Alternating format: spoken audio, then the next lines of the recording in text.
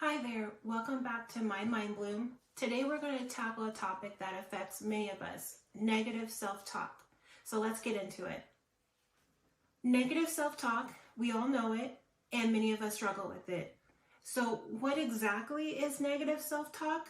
Well, it's that little voice inside our heads that automatically, without prompting, loves to criticize, doubt, and bring us down. You know, the inner critic that never seems to take a coffee break. It's that inner dialogue that can be so brutal, more than any criticism that can come from anyone around you. But what exactly is it doing to us? How is it impacting our lives? If anything I mentioned sound familiar to you, then you'll definitely want to stay to the end, as I'll give some practical and proven strategies on how to address negative self-talk.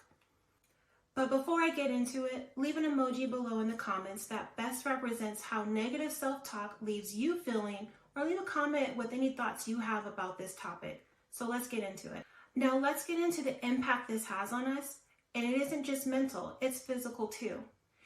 It's a full body experience that isn't just a mental game. The stress it generates doesn't just stay in our minds, it permeates every fiber of our being, affecting our physical health. It's like carrying an invisible weight that burdens not just the mind, but the entire body. Negative self-talk can really take a toll on our well-being. It's like that constant rain cloud hanging over us, affecting our mood, sleep, and even our immune system.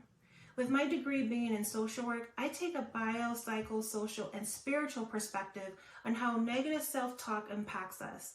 So let's talk about some of those effects.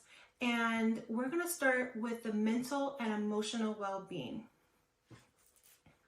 As far as our mental and emotional well-being, negative self-talk impacts our concentration and focus because constant self-criticism or self-doubt can create mental distractions, making it difficult to concentrate on tasks, which can look like a racing mind or reducing your ability to focus on specific activities or thoughts. It also impacts our memory because negative thoughts can contribute to cognitive distortions, or what is also called thinking errors, affecting the accuracy and clarity of memories, which can look like an impaired short-term and long-term memory, making it challenging to recall information accurately. It impacts our problem-solving skills because negative thoughts may lead to self-defeating beliefs, impacting our ability to problem solve and creatively think about how we view problems. It narrows our mental focus and makes it difficult to consider alternative solutions or think critically in challenging situations, as well as lead to impulsive or indecisive behavior. It can lead to increased anxiety, as negative thoughts often create a cycle of worry and apprehension, which may feel like persistent feelings of nervousness or unease, as well as make it difficult to see situations objectively and continuing to foster a pessimistic mindset. And because of the heightened emotional responses, there can be further emotional dysregulation, which can make it challenging to manage and express emotions effectively. It can also lead to depression and low mood, as constant negative self-talk is a hallmark of depressive thinking, reinforcing feelings of sadness and hopelessness, which can contribute to the development or worsening of depressive symptoms. It can also lead to sleep disturbances, which can contribute to difficulty falling asleep and maintaining a restful sleep pattern, leading to insomnia or disrupted sleep, further impacting cognitive function and mental well-being. I think after running through how negative self-talk impacts us, I think we can all agree that this all happens to us to some degree or level. But let's move on to how negative self-talk can have profound effects on your physical body, impacting various systems and contributing to both short-term and long-term health issues. This can be through muscle tension and pain, as stress triggers the flight or fight response, leading someone to possibly hunch their shoulders, clench their jaws, or tense any number of body parts as a response to stress or negative thoughts. And prolonged stress can result in chronic pain and stiffness. It can lead to digestive issues such as stomach aches, indigestion, or just that knot in your stomach. Sometimes it will lead to nausea, bloating, and changes in your bowel system. It can lead to a weakened immune system where your persistent negative thoughts can suppress the immune system, making you more susceptible to infections and illnesses. It can lead to cardiovascular issues by contributing to chronic stress, which may lead to elevated blood pressure, increased heart rate, and higher levels of stress hormones, increasing the risk of cardiovascular diseases. A negative body image and self-esteem issues may contribute to unhealthy eating habits, leading to weight gain or loss by affecting your appetite and leading to more emotional eating or a loss of appetite, thus impacting your weight. Constant negative self-talk can contribute to hormonal imbalances because negative self-talk leads to stress, which activates the release of cortisol and other stress hormones, affecting your hormonal balance and potentially leading to reproductive issues. And that leads to your perception of pain being amplified, as chronic stress can lower the pain threshold, making you more sensitive to physical discomfort. And lastly, it can lead to skin conditions, as negative thoughts can contribute to skin issues like acne, eczema, or psoriasis through stress-induced inflammation, which can exacerbate existing skin conditions or contribute to the development of new ones. And now that I've gone through the mental and physical impacts of negative self-talk, I hope that it highlights how the mind and body are interconnected. So the next time you catch yourself in a negative thinking loop, remember, it's not just in your head. Now, when it comes to relationships, negative self-talk can be a real game changer, and not in a good way. Negative self-talk acts like a stealthy saboteur, affecting our confidence and making it challenging to connect authentically with other people. It's like inviting a party pooper into your social circle. It really just makes you doubt your own worth, affecting how you connect with other people. So constantly doubting yourself can lead to insecurity and make it harder to connect with other people. Imagine this, you're at a social gathering and your inner critic is whispering in your ear, "They don't really like you, you're awkward." It's like having an unwelcome acquaintance dragging you down. But with that being said, here are some ways in which negative self-talk can not only impact you socially, but culturally as well. Negative self-talk can lead you to isolate and be withdrawn, as persistent self-critical thoughts can contribute to feelings of inadequacy, which may cause you to withdraw from social interactions as you struggle to cope with the demands of your mental and emotional resources. Negative self-talk can lead to strained relationships, as it contributes to low self-esteem and self-worth, affecting the way you perceive and engage with others, and straining those relationships, making social interactions more challenging. Negative self-talk can impact your cultural identity, which probably sounds pretty interesting, but negative thoughts about yourself may cause doubts or conflicts related to you belonging to your cultural group, and make it more challenging to navigate the intersection of different cultural influences. Further, it can contribute to heightened sensitivity and defensiveness, decreasing your tolerance for ambiguity and cultural diversity, potentially leading to misunderstandings and conflicts. Not to mention all that, but also it can divert your attention away from cultural activities and celebrations, further impacting your connection to your cultural heritage.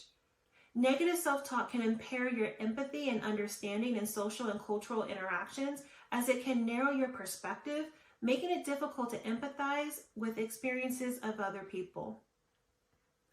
Negative self-talk can lead to social anxiety, which is something many people do have. Negative thoughts about yourself can make social interactions stressful and uncomfortable even before you're in them, amplifying the fear of judgment and rejection in social situations. Recognizing the impact of negative self-talk and stress on your social and cultural life is a crucial step towards fostering healthier relationships and a more positive cultural experience. Learning to silence that negative voice can do wonders for your relationships. Okay, so on to negative self-talk and spirituality. And you may be questioning why I'm bringing spirituality up, but many times people forget that we have a spiritual side to us. And when I say spiritual, I don't mean religion. I mean your inner peace, your overall purpose, or however you come by your sense of connection to what's outside of yourself. Here are some ways negative self-talk can impact your spiritual life. Constant self-criticism and negative thoughts can disrupt your inner peace, making it challenging to cultivate a calm and centered mind. It can create mental turmoil, hindering your ability to achieve a state of inner tranquility. Incessant self-critical thoughts can make it difficult to engage in mindful practices, as the mind may resist being fully present. Negative self-talk can be a barrier to entering a state of mindfulness, hindering your ability to fully engage in spiritual practices like meditation or prayer. Constant self-doubt and negativity can erode your confidence in your spiritual beliefs and practices. Prolonged stress may lead to questioning the meaning and purpose of your spiritual journey, potentially causing a crisis of faith. Self-critical thoughts can make it challenging to extend compassion and forgiveness for yourself and others. Negative self-talk can contribute to irritability and impatience, hindering your ability to approach others with understanding and forgiveness, not to mention yourself as well. A preoccupation with negative thoughts may diminish your enthusiasm and engagement in spiritual practices. This can create a barrier to participating in spiritual activities, whatever that may be for you, leading to a sense of spiritual neglect. A negative mindset can hinder your ability to cultivate gratitude and focus on positive aspects of your life. It can overshadow feelings of gratitude, making it difficult to appreciate the present moment and spiritual blessings. Persistent negativity can diminish your resilience in the face of life's challenges, affecting your spiritual outlook. It can wear down your ability to bounce back from difficulties, impacting your spiritual resilience. And if you want to build your resistance and know more about what resilience is, I wrote an article about it on my website, and I linked the article below in the description box.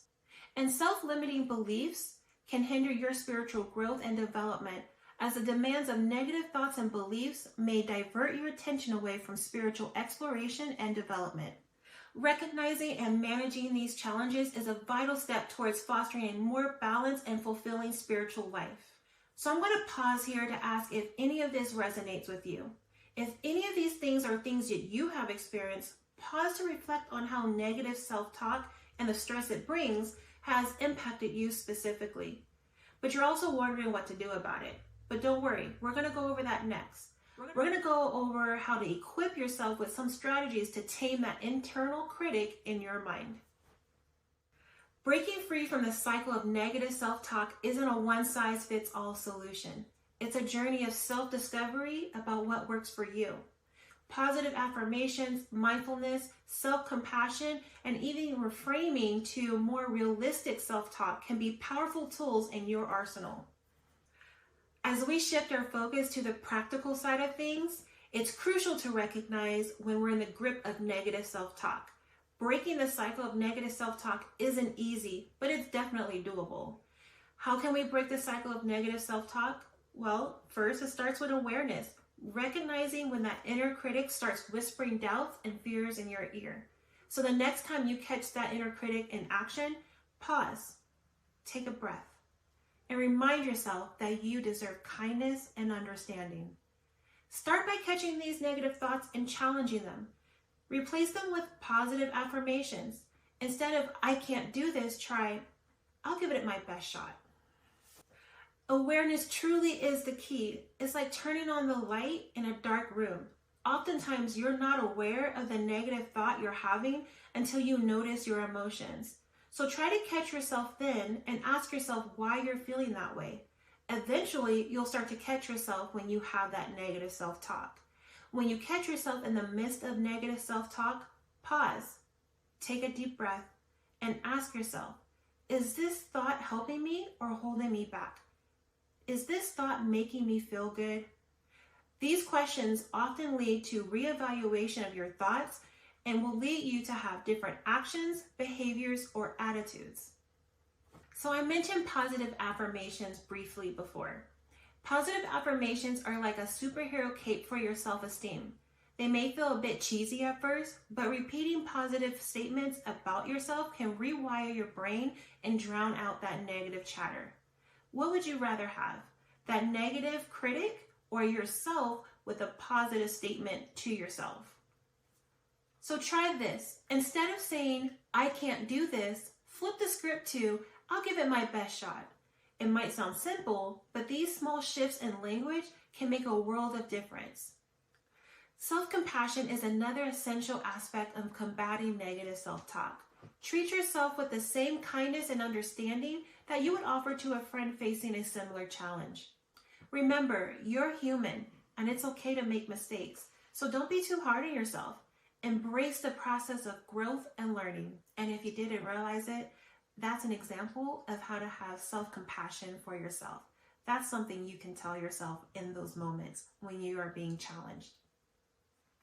Another powerful strategy is replacing negative self-talk with alternative, realistic self-talk.